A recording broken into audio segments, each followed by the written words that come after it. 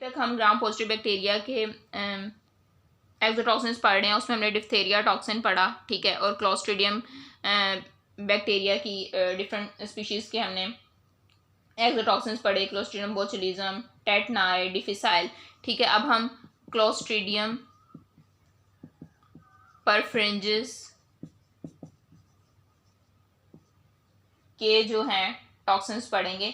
तो multiple toxins, बहुत से टॉक्सिन्स प्रोड्यूस होते हैं क्लोस्ट्रीडियम परफ्रिंजिस से और जो क्लोस्ट्रीडियम की दूसरी स्पीशीज़ हैं उनसे, ठीक है। क्लोस्ट्रीडियम की और भी स्पीशीज़ हैं जो कि गैस गैंग्रीन कॉज करती हैं, ठीक है, उनसे भी डिफरेंट एक्सोटॉक्सिन्स प्रोड्यूस होते हैं। और क्लोस्ट्रीडियम परफ्रिंजिस ये भी एक स्पीशीज़ है क्लोस्ट्रीडियम की, ठीक है, इससे भी बहुत से टॉक्सिन्स प्रोड्यूस होते हैं। अगर टोटल गिने जाए ना क्लोस्ट्रीडियम की स्पीशीज से जो प्रोड्यूस होते हैं एक्सोटॉक्सिन्स, तो उसमें हमारे पास होंगे 7 लिथल फैक्टर्स होंगे, ठीक है, और 5 जो हैं वो एंजाइम्स होंगे। क्योंकि आपको पता है एक्सोटॉक्सिन्स डिफरेंट तरीके से एक्ट कर रहे होते हैं, कुछ लेथल फैक्टर्स के तौर पर, कुछ एंजाइम्स के तौर पर, ठीक है। लेकिन कोई भी क्लोस्ट्रीडियम की ऐसी स्पीशी नहीं है जो ये 12 के 12 प्रोडक्ट्स बनाए, ठीक है। तो डिफरेंट स्पीशीज़ हैं क्लोस्ट्रीडियम की, वो डिफरेंट एक्सोटॉक्सिन्स सिक्रीट करती हैं, ठीक है। अगर हम उन्हें टोटली कंबाइन कर लें तो वो ये 12 बनेंगे, जिसमें 7 लिथल फैक्टर्स होंगे और 5 एंजाइम होंगे।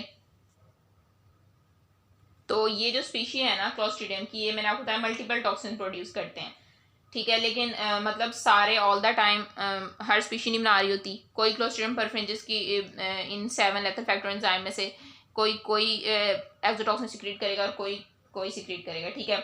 जो बेस्ट कैरेक्टराइज जो है ना हमारे पास, वो कौन सा है? अगर हम एंजाइम्स देखें, जो 5 एंजाइम्स हैं उनमें से बेस्ट कैरेक्टराइज्ड है हमारे पास अल्फा टॉक्सिन, ठीक है। उसको लेसिथिनेज भी कहते हैं, ठीक है। क्या कहते हैं? लेसिथिनेज भी कहते हैं। लेसिथिनेज ये जो है ना हाइड्रोलाइज करता है लेसिथिन को सेल मेम्ब्रेन के अंदर। जो सेल की मेम्ब्रेन के अंदर लेसिथिन होती है ना, उसको ये हाइड्रोलाइज करता है। उससे क्या होता है? सेल की मेम्ब्रेन डिस्ट्रॉय हो जाती है और क्या हो जाती है? सेल की डेथ हो जाती है, ठीक है। बाकी जो लेसिथिनेज के अलावा दूसरे 4 एंजाइम्स हैं ना, वो कौन से हैं? वो हैं हमारे पास कोलेजिनेज, ठीक है, प्रोटीएज,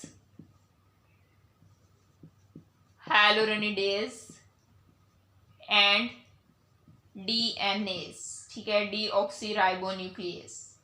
बाकी जो 4 हैं वो ये हैं। जो इंपॉर्टेंट था हमारे पास लेसिथिनेज था, उसका मोड ऑफ एक्शन हमने पढ़ लिया कि वो लेसिथिन को हाइड्रोलाइज करता है सेल की मेम्ब्रेन में और फिर इस तरह जो है सेल की डेथ हो जाती है। बाकी 4 इंपॉर्टेंट एंजाइम्स जो हैं वो ये हैं, कोलेजिनेज, प्रोटीएज, हाइलोरेनिडेज, डीएनएज।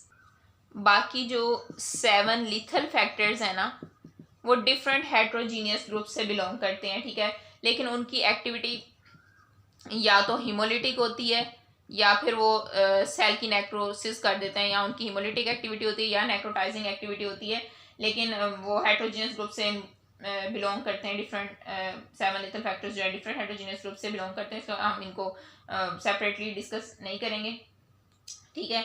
जैसे कि कुछ स्ट्रेन जो है क्लोस्ट्रीडियम परफ्रिंजिस की, वो इंटेरोटॉक्सिन प्रोड्यूस करती हैं लेथल फैक्टर्स के तौर पर, लेथल फैक्टर के तौर पर, ठीक है। इंटेरोटॉक्सिन प्रोड्यूस करती है जो वाटरी डायरिया कॉज करता है, ठीक है।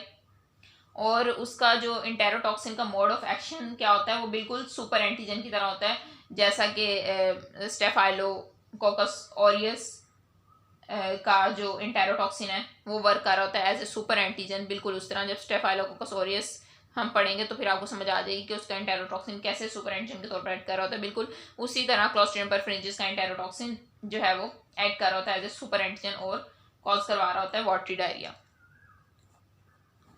Hope you understand. Thank you.